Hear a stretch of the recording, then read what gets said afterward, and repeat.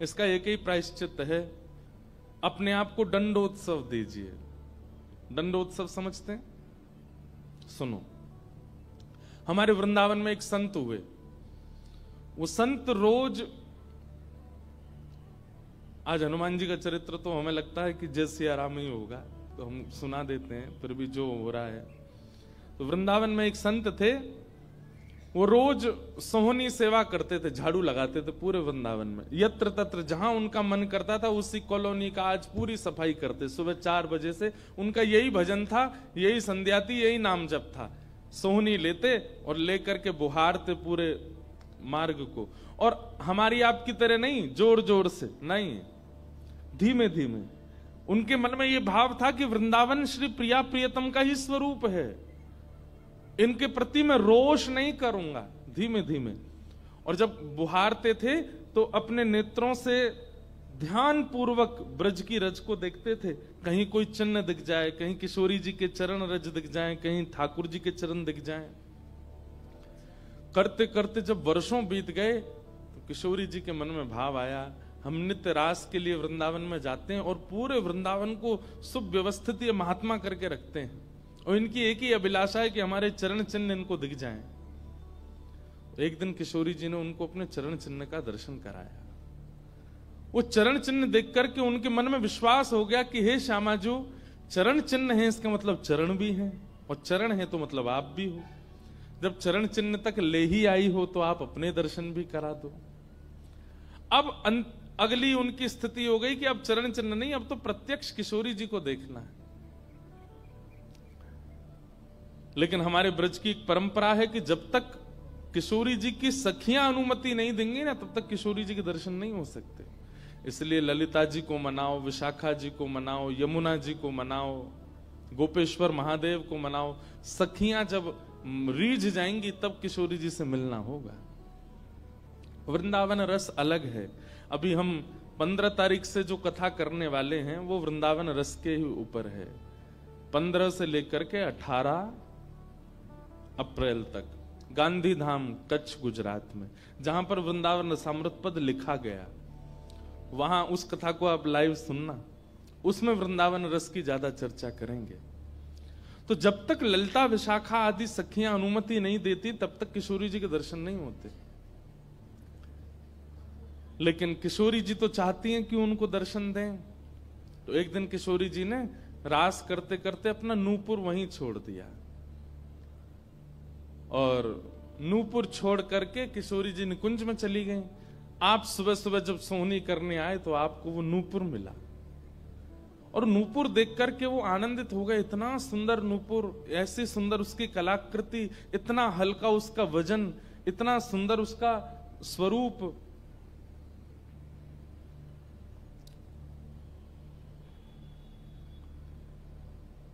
आपके मन में भाव आया कि कोई बड़े घर की लाली होगी, उसका रह गया होगा, मैं रख लेता हूं, कभी कोई मिलेगा मांगने आएगा कि भाई हमारा नूपुर दो तो मैं दे दूंगा। आपने वो नूपुर अपने पास रख लिया। नूपुर से दर्शन किशोरी जी ने कईयों को कराए। इसलिए वृंदावन में जब चला कीजिए ना, बहुत ध्यान पूर्वक देखते हुए पृथ्वी को चला कीजिए, क्या पता क्या मिल जाए।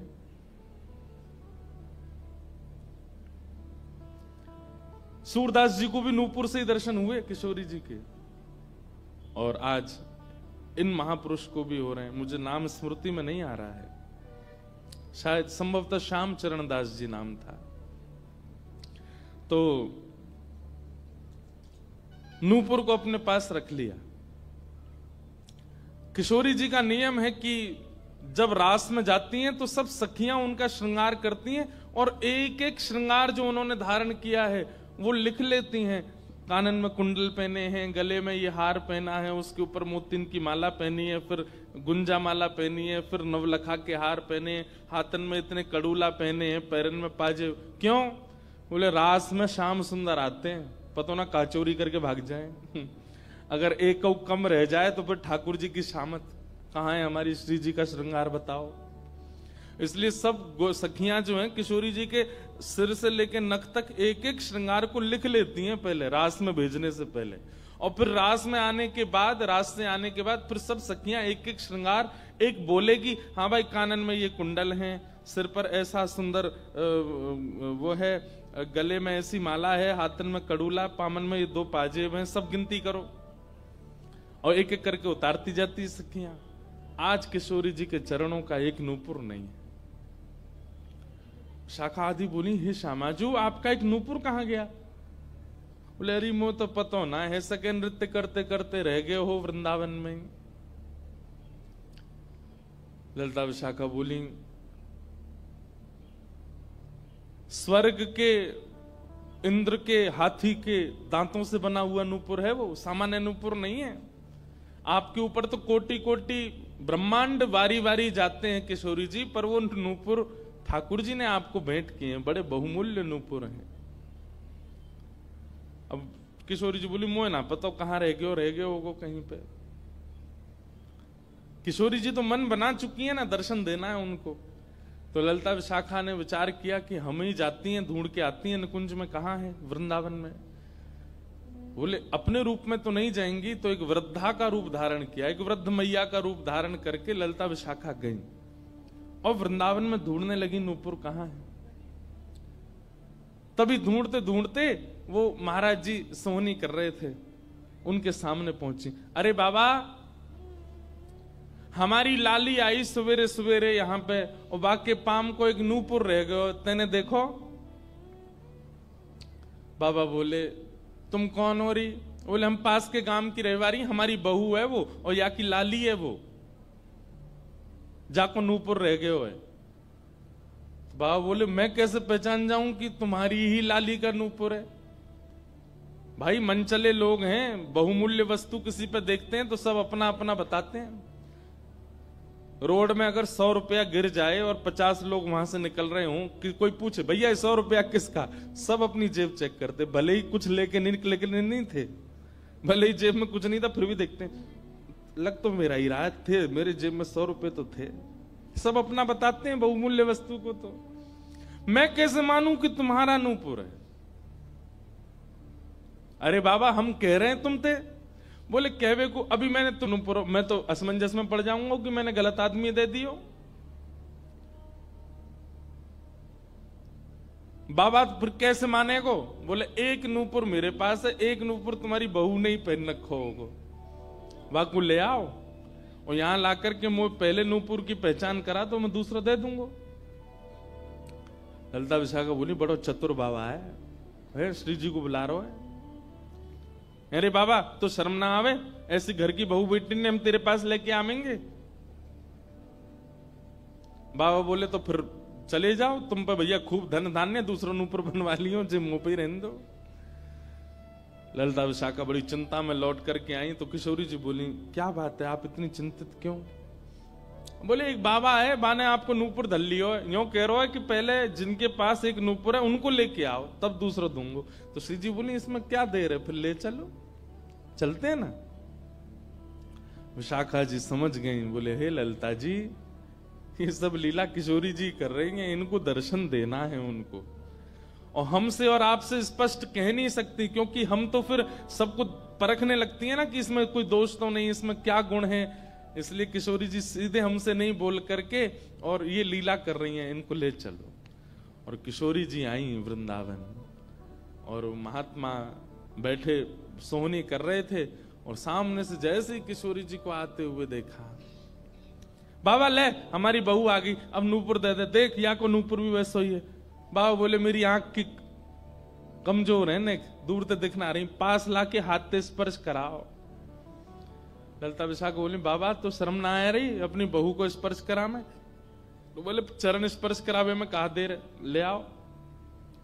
किशोरी जी समीप गई, जैसी चरण स्पर्श किए अपने हाथों से नूपुर पहना करके लिपट गए चरणों से। हे किशोरी जी, हे श्यामाजू अब कृपा करो, मैं जानूं ना तो ये दोनों कोई बूढ़ी मैया हैं और ना आप इनकी बहू, आप साक्षात किशोरी और ये ललिता विशाखा है, अब मुंह पे कृपा करो। तो किशोरी जी ने उसी नूपुर से उन महात्मा के सिर पर एक चिन्ह बना दिया, अपने नूपुर का ही चिन्ह बना दिया, और कहा बाबा अब जीवन भर ये छाप आपके मस्तिष्क पर ही रहेगी, मेरे नूपुर की छाप। उन महात्मा के मस्तिष्क पर जैसे हमारे तिलक दिखता है, ऐसे प्रत्यक्ष नूपुर की छाप प्रत्यक्ष सबको दिखने लगी। अब ये तो थी उनके ऊपर कृपा, लेकिन इससे क्या हुआ कि वे महात्मा लौट करके जब अपने आश्रम आए तो उनके गुरुजी ने जब उनके माथे पर देखा तो वो बोले, तुमने अपने गुरु के द्वारा दिया हुआ चिन्ह बदल दिया, हमने जो तुमको तिलक दिया तुम वो क्यों नहीं लगाते, ये क्या लगाए घूम रहे हो। तो हाथ जोड़ के निवेदन किया, गुरुजी ये कोई तिलक नहीं है, ये कोई चिन्ह नहीं है, ये तो मेरी किशोरी जी ने कृपा करके अपने नूपुर का चिन्ह मुझे दे दिया है। तो गुरुदेव बोले, हाँ तू बहुत बड़ा भक्त है ना, किशोरी जी आकर के तुझको चिन्ह देंगी। कोई माने नहीं, सब बोले जाओ इसको मिटा के आओ, और जो मैंने तुमको चिन्ह दिया है वो लगाओ। अब पहले तो उनके हाथ कांपे कि मैं इसको कैसे मिटाऊं, लेकिन गुरु आज्ञा से ऊपर कोई नहीं। देखो ये गुरु निष्ठा होती है। किशोरी जी ने भले ही चिन्ह दिया, लेकिन गुरु आज्ञा है तो ठीक है। गए यमुना जल से सुबह से शाम हो गई मिटाते मिटाते, लेकिन वो चिन्ह मिटा नहीं उनसे। शाम को लौट करके आश्रम आए तो गुरुजी बोले, मैंने तुझे सुबह टोका था ना ये चिन्ह मिटा के आ, और तू अभी भी नहीं मिटा रहा। बोले गुरुजी मैंने प्रयास तो बहुत कर लिया लेकिन ये मिट नहीं रहा है। तब भी उनके गुरुजी माने नहीं। अब तो महाराज ये होने लगा कि गुरुजी को इतना क्रोध आ गया कि ये इतना हट कर रहा है कि हमारे द्वारा दिया गया तिलक चिन्ह उसको अस्वीकार करके और ये मनमुखा चिन्ह लगाए घूम रहा है माथे पर। गुरुजी ने सब अपने परिकर के लोगों को बैठा करके पंचायत करी आश्रम में। बोले इसको निकालो, जब हम में श्रद्धा नहीं, हमारे स्वरूप में श्रद्धा नहीं, हमारे तिलक में श्रद्धा नहीं, तो क्यों रहता है यहाँ पे। वो रोते रोते बोले गुरुजी मैं सत्य बोल रहा हूं, ये किशोरी जी ने चिन्ह दिया है और मैं खूब प्रयास कर रहा हूं। नहीं तो आप प्रयास कर लीजिए, ये मिट नहीं रहा है।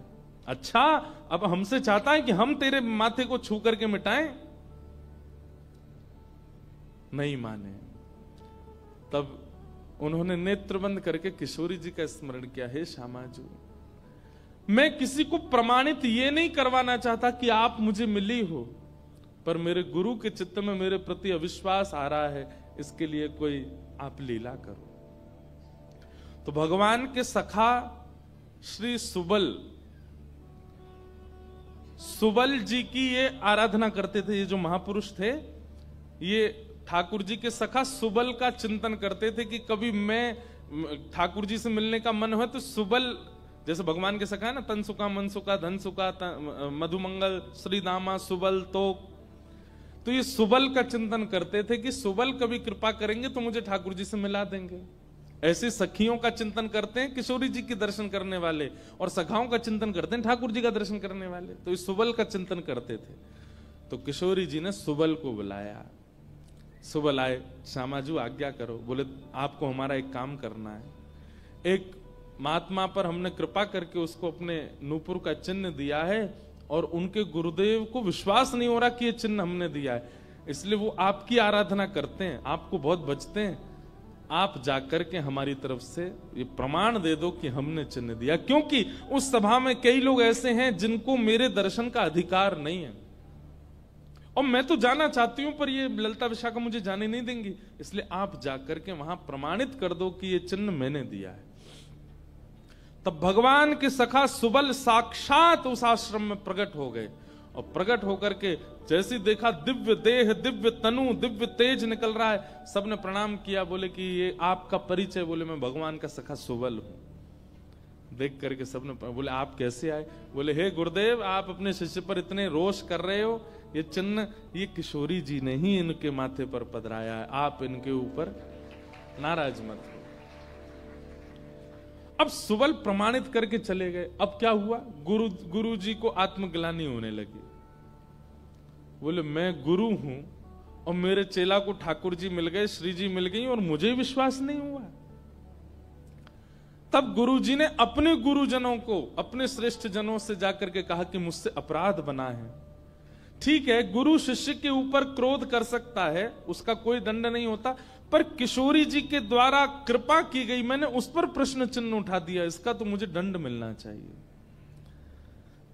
तब सब रसिक जनों ने विचार किया, बोले इसका क्या दंड दें।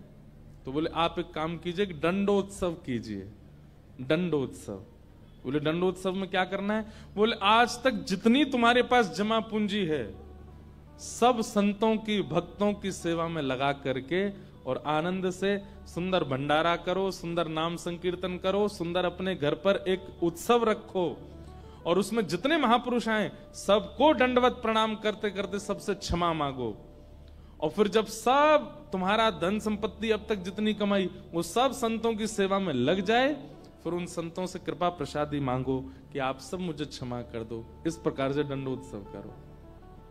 तो जिन्होंने ये भाव कहा है उनको ये दंडोत्सव करना है। दंडोत्सव मतलब अब पूरे जीवन की जमा पूंजी तो खर्च नहीं कर पाओगे, पर हां पिछले 3-4 साल में जो जमा कर रखा है प्रयास करो उससे। पंढरपुर में वारी जाती हैं, हमें भैया बता रहे थे अपने जो जिनके साथ हम घूम रहे थे कल, कि यहाँ वारी जाती है, यहीं से जाती है श्री पंडरीनाथ भगवान की वारी में इतने सारे वैष्णव जाते हैं, उनकी सेवा में लगा दो। वृंदावन जाके कुछ लगाया, पंढरपुर में लगा दो, गोवर्धन में लगा दो, और सुंदर अपने घर पर एक ठाकुर जी का उत्सव करके किसी श्रेष्ठ को वृंदावन से बुला करके उनका सुंदर संकीर्तन करवाओ, कथा करवाओ, 2-3 दिन का ही कोई उत्सव रखो। इस प्रकार से अपनी वो जमा पूंजी संत वैष्णवों की सेवा में खर्च करके भंडारा करा के जितनों से मिलो सबसे क्षमा मांगो। वारी निकलती है आषाढ़ी एकादशी पर, इतने सारे वैष्णव जाते हैं पंढरपुर दर्शन करने, मार्ग पे खड़े होकर सबको शरबत पिलाओ और जो जो शरबत पिए उससे क्षमा मांगो, मुझे क्षमा कर दो, मुझसे अपराध बना है, मैंने कंठी पहनने के बाद भी मांस का सेवन किया, मैंने मद्य का सेवन किया, मैंने ऐसा किया, ये क्षमा मांगो। असंख्य भक्त एक साथ जब आपको क्षमा करेंगे तब आपका ये अपराध पूर्ण होगा। इसी को कहते हैं दंडोत्सव। तो फिर कथा पूरी करें, वो महाराज जी को सब लोगों ने कहा तुम दंडोत्सव करो, तो उन्होंने कहा ठीक है, मैं अगले 7 दिन के लिए दंडोत्सव करूंगा। ब्रज में जितने भी संत आवेंगे ब्रज की सीमा पर खड़े होकर के सबको माला पहना करके सबको सत्कार के साथ लाया जाए, आश्रम में उनकी रहने की सुंदर व्यवस्था, प्रसाद की व्यवस्था, और नाम संकीर्तन अखंड चले 24 घंटा 7 दिन तक, और खूब भंडारा चले, और जितने महापुरुष आए सबसे क्षमा मांगनी। तो जब ये दंडोत्सव का बात हुई तो गुरु जी ने दंडोत्सव लिया, और चेला बेचारे जिनको किशोरी जी ने चिन्ह दिया था वो मन में सोचने लगे ये क्या हो रहा है, मेरे कारण मेरे गुरुजी को दंडोत्सव करना पड़ रहा है। तो उन्होंने अपने गुरुदेव के सामने प्रणाम करते हुए अपनी झोली फैला के कहा गुरुजी मुझे एक भिक्षा दे दो। तो क्या चाहिए? बोले जो दंडोत्सव आप करना चाह रहे हैं वो मुझे करने दीजिए, आप विराजिए, आपकी जगह मैं करूंगा, मैं शिष्य हूं आपका। तो बोले नहीं नहीं, अपराध हमने किया तो तुम क्यों करोगे? बोले गुरुजी बस यही कृपा चाहिए। तब बड़े संतों ने मिलकर के सबने कहा कि भाई देखो शिष्य कर सकता है, अगर इनकी इच्छा है तो ये करने दो। तो फिर गुरुजी का दंडोत्सव उन्होंने ही किया जिनको चिन्ह किशोरी जी ने प्रदान किया था, दंडोत्सव मनाया। इस प्रकार भैया जिनसे ये अपराध बन जाता है ना, कभी कंठी माला पहनने के बाद अपराध बन जाता है, किसी वैष्णव के प्रति कुभाव बन जाता है, किसी तीर्थ में जाकर के कोई पाप बन जाता है, उनको ये सब दंडोत्सव करने चाहिए। अपनी कोई पैसा खर्च कराने के लिए नहीं कह रहे हम, लेकिन हाँ जितना हो सके वैष्णवों की सेवा करके, अब चाहे वो धन लगा के करनी पड़े, चाहे तन से करनी पड़े, चाहे मन से करनी पड़े। पर लोग बड़े कंजूस हैं आजकल, बोले कि महाराज जी आपने मन से सेवा भी तो कही है, कोल्हापुर में बैठे बैठे आंख बंद करके यही संतों की सेवा कर देंगे, इनके पाम पूछ दिए, 5000 रुपया हमने दक्षिणा में दे दिए, ले खर्च भी नहीं हुए, मन से सेवा भी हो गई। तो इसलिए दंडोत्सव करो।